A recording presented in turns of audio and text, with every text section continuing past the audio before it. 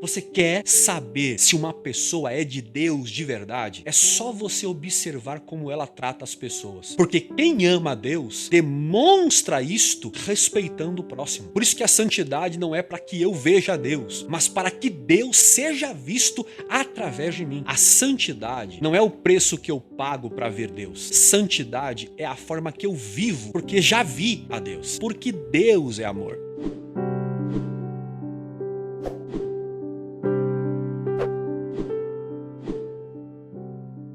Todos nós já sabemos que a relação que nós temos com Deus, com Jesus e com o Evangelho, ela é fundamentada na fé. E a fé cristã, ela não está baseada em coisas ou circunstâncias. Ela não é uma crença que acredita que algo vai acontecer. Não, a fé bíblica, ela é uma virtude que nos conecta a uma pessoa, a saber, Jesus Cristo. Isso significa que a nossa fé deve nos transformar à imagem de Jesus Cristo, conforme disse Paulo na carta aos Romanos, no capítulo 8, verso 29.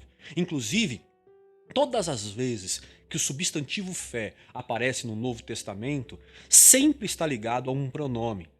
Porque nós não cremos numa ideia, nós não cremos numa circunstância, nós cremos numa pessoa. Por isso que a nossa fé não está nos milagres ou nos acontecimentos sobrenaturais. A nossa fé está na pessoa de Jesus Cristo. Então, tudo o que Jesus fez e tudo o que Jesus disse é isto que deve nortear, que deve direcionar a nossa fé. E se Cristo é o fundamento da nossa fé, como diz Hebreus capítulo 12, verso 2, que Cristo é o autor e consumador da nossa fé, tanto a sua primeira vinda como homem nessa terra, tanto como a sua segunda vinda, quando ele vem como Senhor sobre todos, esta é a esperança da nossa fé. Então, cremos que Jesus veio e morreu pelos nossos pecados, como também cremos que ele voltará e completará a vida eterna em nós. Vocês lembram da narrativa de Atos, capítulo 1, versos 9 a seguir, quando os discípulos, uma multidão, centenas de pessoas estavam reunidas e, vendo Jesus subir aos céus, a narrativa de Atos 1:9 a seguir diz que dois varões vestidos de branco apareceram para aquelas pessoas e disse assim, ó: o mesmo que vocês viram subir, este mesmo, do mesmo jeito, voltará. E é nesta esperança que a igreja de Jesus se sustenta. Jesus voltará. Agora, sabendo que Jesus há de voltar, fica uma pergunta: como viveremos até lá? Como devemos conduzir a nossa vida nesse espaço de tempo entre a primeira vinda e a segunda vinda de Jesus? Embora algumas pessoas tentaram durante séculos, dar uma hora e uma data à volta de Jesus, em Mateus 24, que é o capítulo profético do livro de Mateus, no verso 36, Jesus disse que o dia e a hora ninguém sabe, nem os anjos no céu e nem o próprio Filho, Jesus referindo a si mesmo, sabia do dia e da hora, a não ser o Pai. O Pai não revelou, gente, nem o dia e nem a hora, para que vivamos na esperança da sua volta, confiando não em fatos concretos, vamos assim dizer, mas confiando na palavra dita por Jesus. Tanto que em Mateus capítulo 24, verso 35, que é o verso anterior, Jesus afirma que os céus e a terra vão passar, porém as suas palavras não hão de passar. Aí no verso 36, ele vai dizer para os seus discípulos que ninguém sabe nem o dia e nem a hora. Então, o desejo de Deus é que confiemos na promessa, na sua palavra e nela mantermos a nossa fé e a nossa esperança.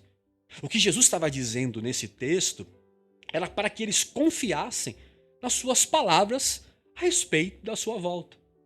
Então, se a volta de Jesus não tem nenhuma hora e nenhuma data marcada, qual deve ser então a nossa postura como discípulos de Jesus até que, literalmente, ele volte? Nós vamos ficar apenas esperando este dia? Vamos viver numa expectativa da sua volta sem agir? Não, não, não é isto. Claro que não. Porque a salvação para nós não é uma espera estática. Salvação para nós é uma esperança que nos move. Como disse Paulo Freire, a esperança não se conjuga no verbo esperar, mas sim no verbo esperançar. A volta de Jesus não é um lugar que se chega ou um momento que se espera. A volta de Jesus é uma caminhada, é como se fosse uma trajetória. Por isso que Jesus diz, eu sou o caminho. Ele todos os dias vem ao nosso encontro e nós todos os dias caminhamos em direção a ele.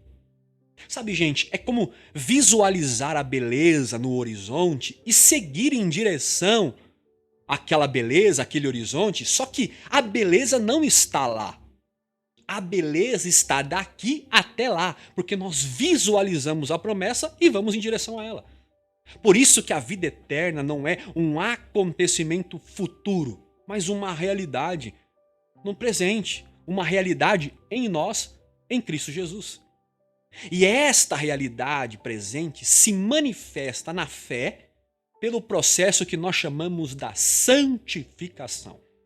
A teologia diz que há 3 estágios na caminhada cristã. Temos o primeiro estágio, que é a regeneração, o segundo estágio, que é a santificação, e o terceiro estágio, que é a glorificação. A regeneração, por exemplo, ela acontece na nossa conversão a Cristo, que também chamamos, a Bíblia também chama de novo nascimento, que é o início da caminhada. Já a glorificação é a consumação da nossa esperança, onde tudo será pleno na volta definitiva de Jesus. Só que a santificação que está entre a regeneração e a glorificação, ela é essa trajetória. Ela está entre a conversão e a glorificação, entendeu? Então, no caminho da santificação, nós vivemos a esperança da volta de Jesus Cristo. Não é uma espera, é um caminho. Só que o problema, gente, é que quando nós falamos de santidade, já vem na nossa mente o conceito religioso de santidade, que a religião nos ensinou, que é dizer que a santidade é não ter erros, é ser perfeito, é não pecar, é ser puro nas suas ações. Só que isso não é santidade, isso é ser um Deus, porque só Deus não peca, só Deus é perfeito em tudo e puro em tudo. Só que santidade no Evangelho é o comportamento que reproduzimos por ter encontrado Deus. Por ter encontrado Deus, entendemos como é a vida e nela nós caminhamos. Santidade, gente, não anula o erro em mim, porque nós somos pecadores. Porque se a santidade anulasse o erro que existe em nós, o pecado literal que existe em nós deixaríamos de ser humanos e passaríamos a ser divino. Santidade mesmo eu tendo pecado, é não ter mais prazer neles, porque preferimos reproduzir o jeito de Jesus neste mundo. Lembram que eu disse aqui algumas vezes que o fundamento da nossa fé é viver como Cristo viveu? Esta é a razão da nossa vida. E viver como Cristo viveu, isto é ter uma vida santa. Então não é crer só em Jesus, é crer como Jesus e viver como Jesus. Então dizer eu creio em Jesus, mas não vivo e não creio como Jesus, é apenas uma crença religiosa. Então, em resumo, santidade é quando Jesus é visto em nossos atos no mundo. Não é uma questão, gente, de pode ou não pode. É uma questão de novo nascimento. Não existe santidade antes de passar pelo processo da regeneração, do novo nascimento. Por isso que santidade é ter uma vida como a de Jesus. E o que Jesus mais fez na sua vida? Amou a Deus, fez a vontade do Pai, amando as pessoas. Tanto que ele resumiu toda a lei nestes 2 mandamentos: ame a Deus e ame ao próximo. Por isso que precisamos, gente, ressignificar o nosso entendimento sobre o texto de Hebreus capítulo 12, verso 14, que diz que devemos seguir a paz com todos e a santificação sem a qual ninguém verá o Senhor. Porque qual é a primeira ideia que vem quando a gente lê ou ouve esse texto? A primeira ideia que vem na nossa mente é o conceito religioso, que para vermos Deus precisamos ser santos. Então eu santifico, eu me torno purinho, eu sigo as regras da lei e fazendo isto eu chego até Deus. Só que nós não nos tornamos santos para ver Deus. Nós nos tornamos santos porque o vimos. Por isso que eu concordo com uma frase do pastor Paulo Borges Júnior, quando ele disse que a santidade não é o preço que eu pago para ver Deus. Santidade é a forma que eu vivo, porque já vi a Deus. E como eu encontrei a Deus, agora eu ando em santidade para que os outros também vejam a Deus. Isto é, Deus é visto na nossa santificação. Seguir a paz no texto de Hebreus e a santificação faz com que os outros vejam Deus na nossa relação entre os irmãos. Como disse Gabriela Mastral, por exemplo, ela disse assim, procurei a Deus e não encontrei. Mas quando eu procurei o meu próximo, nos encontramos os três. Eu sempre digo isso aqui. Você quer saber se uma pessoa é de Deus de verdade? É só você observar como ela trata as pessoas. Porque quem ama a Deus demonstra isto respeitando o próximo. Por isso que a santidade não é para que eu veja a Deus, mas para que Deus seja visto através de mim. Paulo escreveu algo muito interessante na carta aos Colossenses, no capítulo 3, verso 14, dizendo que o amor é o vínculo da perfeição. Ou seja, amor e perfeição andam juntos. A perfeição do caráter de Deus não é visto no cumprimento da lei, no cumprimento das regras. Não, mas no exercício do amor. É nisto que nós vemos o caráter de Deus.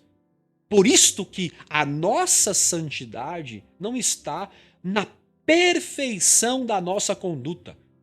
A nossa santidade está no tanto que amamos o nosso próximo.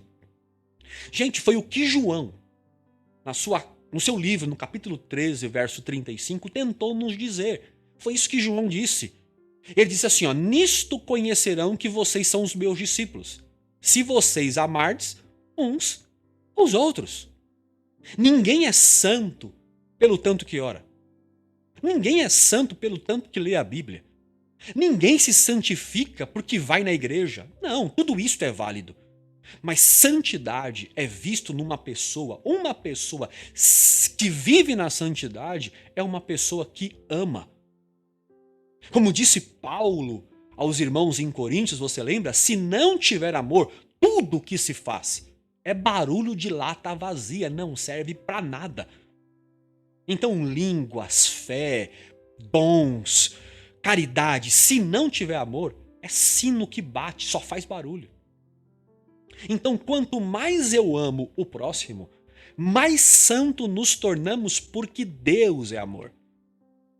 Então, quando eu amo, Deus é visto. Seguir a paz com todos e a santificação, porque sem paz, sem santificação, ninguém pode ver Deus. Então, resumindo, se Jesus fosse dar um conselho do que fazer enquanto aguardamos a sua vinda, ele diria o seguinte: santifiquem a vida de vocês, amando a Deus e amando o próximo. Porque não existe, gente, santidade sem amor. E não existe amor sem compartilhar esse amor com o próximo. Bom, então entendendo tudo isto, sabendo disto, que a igreja aguarda a volta de Jesus, se santificando no amor a Deus e ao próximo, por que então nós não estamos compartilhando esta vida, esta esperança da volta de Jesus com o nosso próximo? Se a base da santidade é o amor, como podemos nos omitir? Como podemos nos calar desta tão grande graça dada a todos os homens? A principal missão da igreja, a principal missão dos discípulos de Jesus, gente, é a evangelização. Isto é, anunciar a boa notícia do evangelho para que as pessoas creiam em Jesus. O reino de Deus é um reino de comunidade, é um reino de comunhão, é um reino de partilha. Não há chance no reino de Deus para individualidade, não há chance de ser indivíduo no corpo de Cristo. Nós somos indivíduos, mas vivemos, trabalhamos e dedicamos a nossa vida para a comunhão do corpo, é em prol do corpo e não em prol do membro ou em prol do indivíduo. Por isso que não buscamos a Deus ao nosso favor. No evangelho não se conjuga o verbo ou não se conjuga o verbo no pronome eu, apenas no pronome nós. Deus não é meu, Deus é nosso. A graça não é minha, a graça é nossa.